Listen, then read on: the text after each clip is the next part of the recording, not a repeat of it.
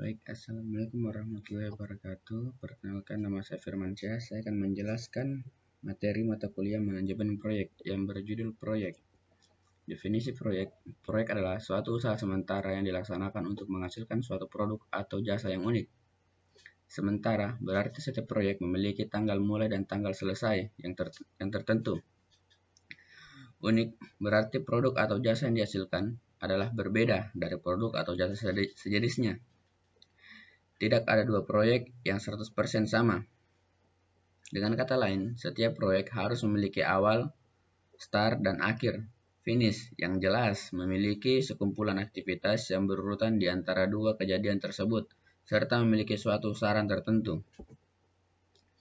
Ciri-ciri proyek itu bertujuan menghasilkan lingkup, scope tertentu berupa produk akhir atau hasil kerja akhir. Dalam proses mewujudkan lingkup, yang dimaksud maka tertentu jumlah biaya, jadwal, kriteria, mutu, serta sumber daya yang diperlukan. Bersifat sementara, dalam artinya adanya batasan waktu yang telah ditentukan, yaitu dengan selesainya tugas, titik awal dan akhir ditentukan dengan jelas. Non-rutin, tidak berulang-ulang. Macam dan identitas kegiatan berubah sepanjang proyek berlangsung. Bentuk pengerjaan proyek. Swakelola. Pada intinya, pengerjaan proyek swakelola adalah pengerjaan proyek yang dilakukan untuk dikelola oleh organisasi atau perusahaan itu sendiri. Subkontak atau subkon adalah suatu proyek yang diproyekkan, artinya bisa saja suatu organisasi atau perusahaan membuat atau bisa juga mendapatkan suatu proyek. Namun proyek tersebut tidaklah dikerjakan sendiri, melainkan dilimpahkan ke pihak lain, perusahaan atau konsultasi lain. Contoh-contoh proyek: pembuatan sistem informasi pada suatu organisasi atau perusahaan tertentu, dan pengadaan perangkat keras komputer pada divisi tertentu di suatu perusahaan. Terus selanjutnya, pembuatan jaringan atau LAN/MAN pada suatu instansi tertentu, dan pengembangan atau perbaikan aplikasi web di suatu perusahaan. Menyelenggarakan pelatihan komputer untuk karyawan perusahaan. Pembuatan program aplikasi dan lain-lain. Perbedaan kegiatan proyek dengan kegiatan operasional. Yang pertama itu kegiatan proyek. Yang pertama bercorak, dinamis, non-rutin. Dan kegiatan operasional yaitu berulang-ulang secara rutin. Kemudian yang kedua, kegiatan proyek itu siklus proyek relatif atau pendek. Kegiatan operasional berlangsung dalam jangka panjang. Terus poin ketiga, kegiatan proyek intensi dalam, kegiatan dalam, periode siklus proyek berubah-ubah, unik, naik turun. Kemudian poin ketiga, kegiatan operasional itu instansi kegiatan relatif sama. Bagian keempat, kegiatan proyek. Kegiatan harus diselesaikan berdasarkan anggaran dan jadwal yang telah ditentukan.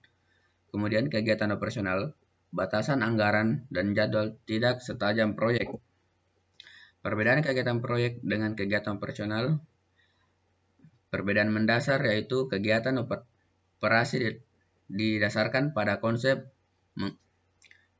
menggunakan sistem yang telah ada, apakah berbentuk pabrik, gedung, atau fasilitas yang lain, secara terus-menerus dan berulang-ulang. Kegiatan proyek bermaksud mewujudkan atau membangun sistem yang belum ada. Terus selanjutnya, secara singkat bisa dikatakan sebagai berikut. Bila mana dibandingkan dengan definisi dari proyek, maka semua pekerja yang lain dianggap sebagai suatu rutinitas. Suatu pekerjaan rutin biasanya berlangsung secara kontinu, berlangsung dan berorientasi ke proses. Dan sebagai contoh, pembuatan laporan-laporan untuk manajemen eksekutif informasi sistem bukan merupakan proyek. Kemudian namun penggunaan atau pembuatan aplikasi sistem informasi eksekutif adalah suatu proyek. Life Cycle Project Secara umum, terdapat 4 fase, yaitu yang pertama, merumuskan masalah. Yang kedua, mencari solusi terhadap masalah. Terus ketiga, melaksanakan solusi. Yang terakhir, monitor hasil, yaitu apakah solusi tersebut menyelesaikan masalah tersebut. Dalam proyek aktif, proyek IT, khususnya develop atau pembangun sistem informasi, maka life cycle project meliputi fase-fase sebagai berikut. Yang pertama, tahap penentuan atau discovery. Yang kedua, tahap konsep atau konsep. Yang ketiga, tahap pelaksanaan atau executive phase. Yang keempat, tahap jaminan kualitas mutu atau quality. Poin kelima, tahap implementasi atau implementation. Yang keenam, menutup dan close phase. Mekanisme proyek. Proyek ditentukan oleh manajemen melalui kebijakan.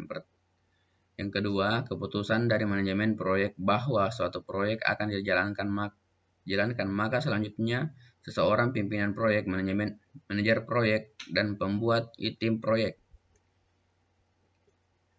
Dan ketiga, pihak manajemen akan mendelegasikan proyek tersebut kepada manajer proyek untuk memimpin dan mengelola proyek dari awal sampai akhir.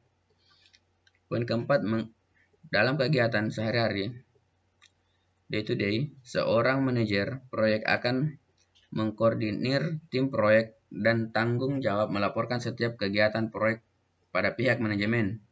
Yang kelima, dalam kegiatan proyek, seluruh pihak yang terlibat bertanggung jawab terhadap keberhasilan proyek tersebut sampai dengan selesai, sesuai dengan kepastian masing-masing.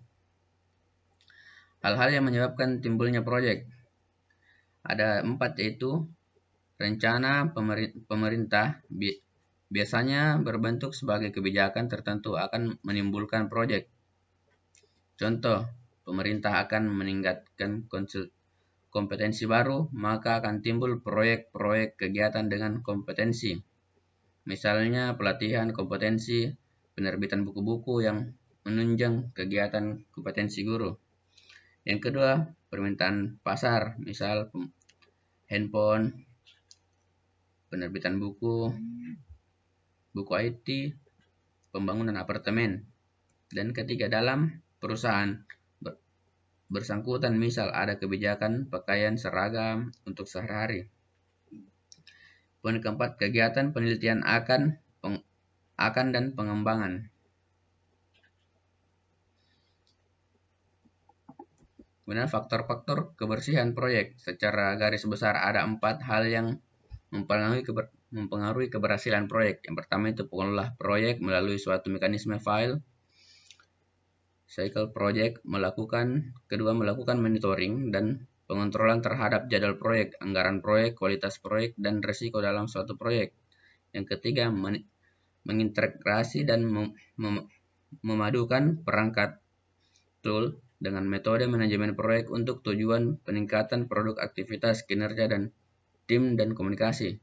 Dan yang terakhir, komitmen manajemen, hal yang memegang peran penting keberhasilan suatu proyek.